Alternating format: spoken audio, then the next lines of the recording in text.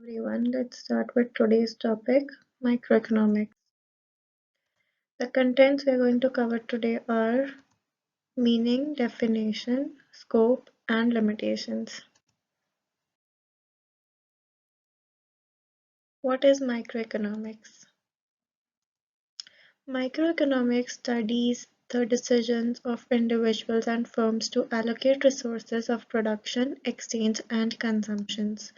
Microeconomics deal with prices and production in single market and the interaction between different markets but leaves the study of economic-wide aggregates to microeconomics. Microeconomists formulate various types of models based on logic and observed human behavior and test the models against the real-world observations. Scope of microeconomics. This includes theory of product pricing, which comprises of demand analysis and supply analysis. The price of an individual commodity is determined by the market forces of demand and supply. Microeconomics is concerned with demand analysis, that is individual consumer behavior, and supply analysis, that is individual producer behavior. The second scope is based on theory of factor pricing, which includes rent, wages, interest, and profit. In microeconomics, land, labor, capital, and entrepreneur are the factors that contribute to the production process.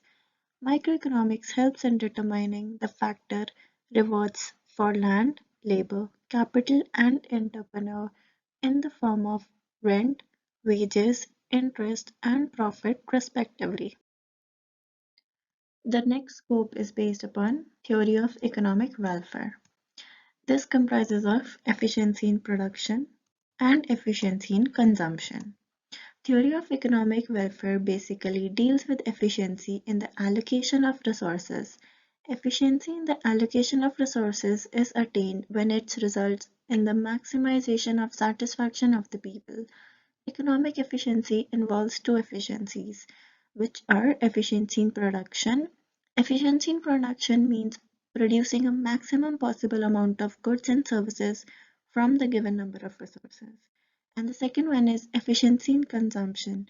Efficiency in consumption means distribution of produced goods and services among the people for consumption in such a way as to maximize total satisfaction of the society.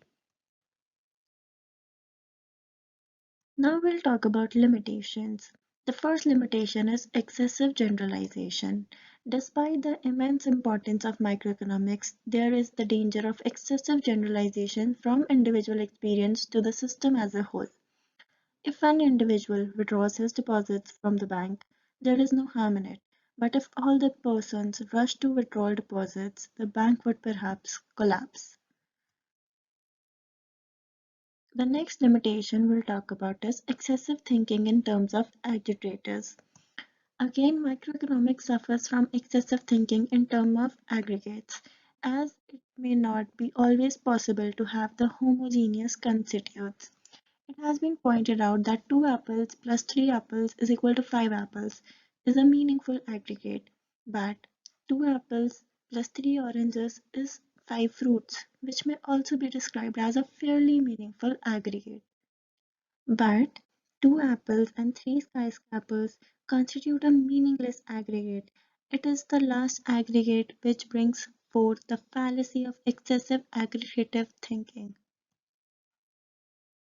The next limitation that we're going to talk about is the heterogeneous elements.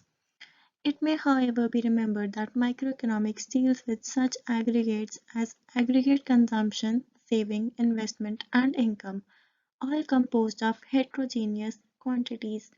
Money is the only measuring rod, but the value of money itself keeps on changing, rendering economic aggregates immeasurable and incomparable in real time.